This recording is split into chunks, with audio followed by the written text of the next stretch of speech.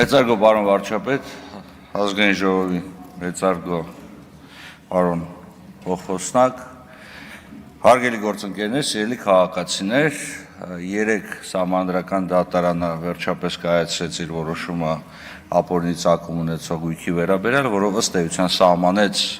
որ օրենքը համապատասխանում է Հայաստանի Հանրապետության սահմանադրությանը,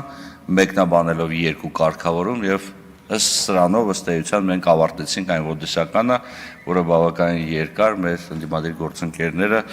փորձում էին դիտարկել որպես մի երևույթ, որը ըստ էության ինչ որ առումով դիտարկվում էր որպես վերջին տարբերակ պաշտպանելու այն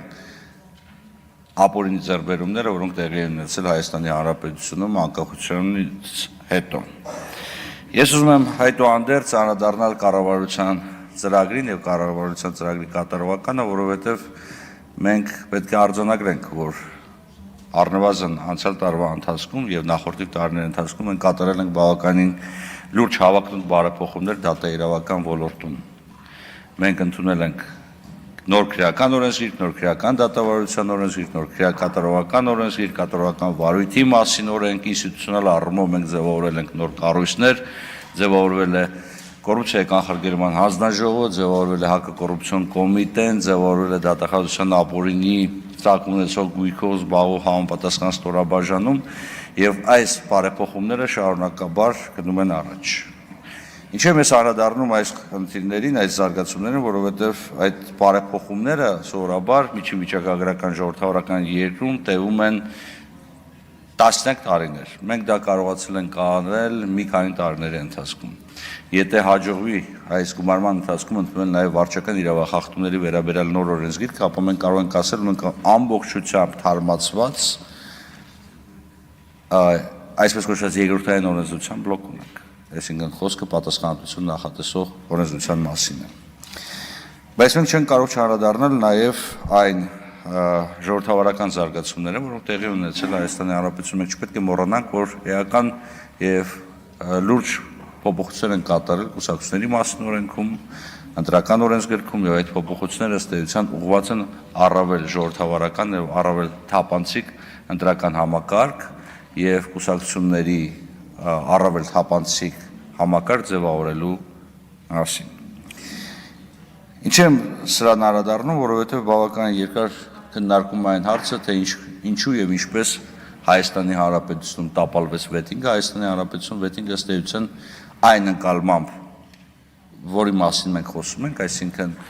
վետինգը որպես հնարավորություն ստուգելու համապատասխան պաշտոնատար անձանց բարեվարկությունը չի տապալվել։ Տապալվել է այն վուլգար վետինգը, որը փորձում էին հրամցնել թե աջից, թե ձախից, որի արդյունքում մենք ունենալու ենք հետևյալ իրավիճակ, որ Հայաստանի Հանրապետության դատաիրավական համակարգը ամբողջությամբ կխարխլվեր եւ դրա արդյունքում մարդու իրավունքների խախտումները էապես կաճեն եւ դրա արդյունքում իրավունքի գերակայությունը էապես կնվազեր։ Բայց բարեվարկության այն համակարգը, որը ներդրվել է, այդ թվում այն բարեփոխումների արդյունքում, որոնք կառավարության կողմից ձեռնարկվել են 2024 թվականին, թույլ են տալիս այսօր արձանագրել, որ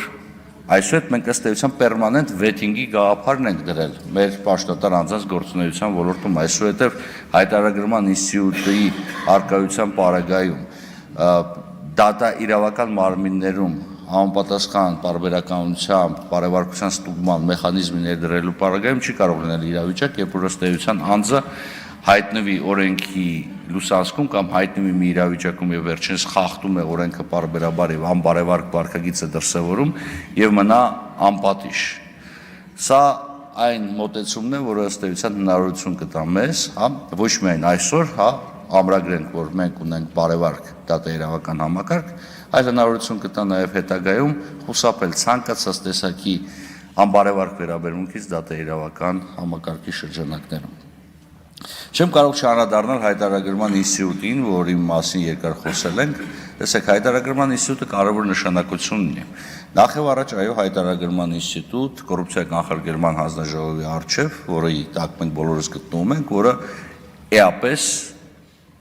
կարող է ազդել պաշտոնատար անձանց բարեվարկության վրա։ Այո, պաշտոնատար անձի ամբողջ գործունեությունը պետք է լինի թափանցիկ, պաշտոնատար անձի ֆինանսական գործունեությունը ևս պետք է լինի թափանցիկ, եւ մենք պետք է կարողանանք այն տրամաբանությամբ առաջնորդվել, որ չի լինելու մի իրավիճակ, երբ պաշտոնատար անձը կարողանա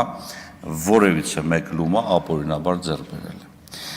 Դրա հետ զուգահեռ չեմ կարող չանդրադառնամ նաև ընդհանուր հայտարարման ինստիտուտին, որը չգիտես ինչի այնպիսի սվիներով է ընդունում մեր ընդդիմադիր գործընկերների կողմից, կարծես թե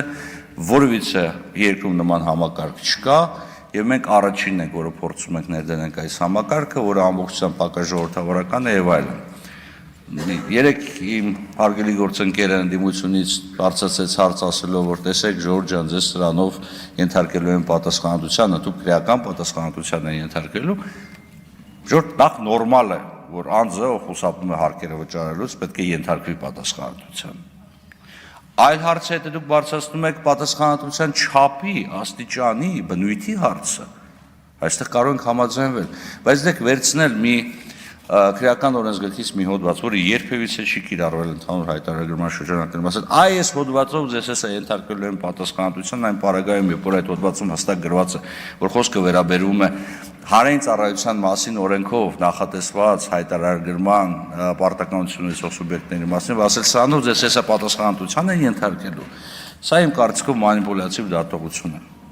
Թեև ես էլի մնում եմ այն համոզման, որ անձը, ցանկացած անձ, որը խուսափում է հարկեր վճարելուց, պետք է ենթարկվի պատասխանատվության։